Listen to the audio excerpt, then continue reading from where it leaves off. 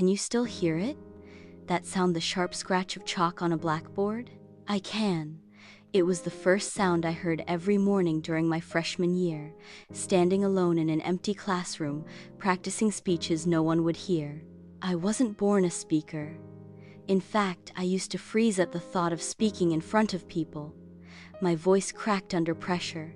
My palms sweated before presentations. And when I finally stood up, I'd forget everything I'd practiced. My first college presentation ended in silence. No applause, just awkward stares. The second one was worse. By the third, I almost walked out before starting. Each failure carved deeper into my confidence. I avoided eye contact. I stumbled over words. Once, I even forgot my own name on stage. There were days I wanted to quit, but something inside me whispered, "Try again." So I did.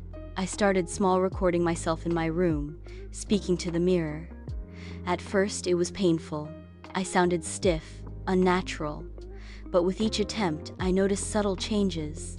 My pauses became intentional. My tone softened. My confidence grew. One day, I gave a short talk at a club meeting. No one clapped, but no one looked away either. It was a small win, but enough to keep going.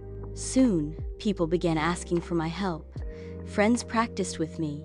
Classmates asked how I improved. I realized progress isn't about perfection, it's about persistence. I learned to celebrate tiny victories. A smooth sentence, a full minute without stumbling, a smile from someone in the audience. Each moment reminded me that effort matters more than outcome. As I kept practicing, I began noticing changes beyond speech. I listened more carefully. I spoke with purpose, not just performance. I became more patient with others and with myself. Years later, I stood on a real stage, delivering a keynote speech. The same chalkboard now hung framed in my office, a reminder of where I'd started. But the journey didn't end there.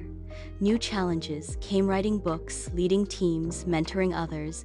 Each required new kinds of practice, and each taught me patience, humility, and gratitude. I once believed practice was only about fixing flaws. Now I know it's about discovering who you're becoming. As Marcus Aurelius once said, progress is not a leap forward, but many small steps in the right direction. This lesson stays with me. Practice shapes not only skill, but character. So I ask you, what would happen if you turned the mirror around and started talking to the person staring back? What's one thing you're going to take responsibility for today? Share it with someone. You might just inspire them to begin their own journey.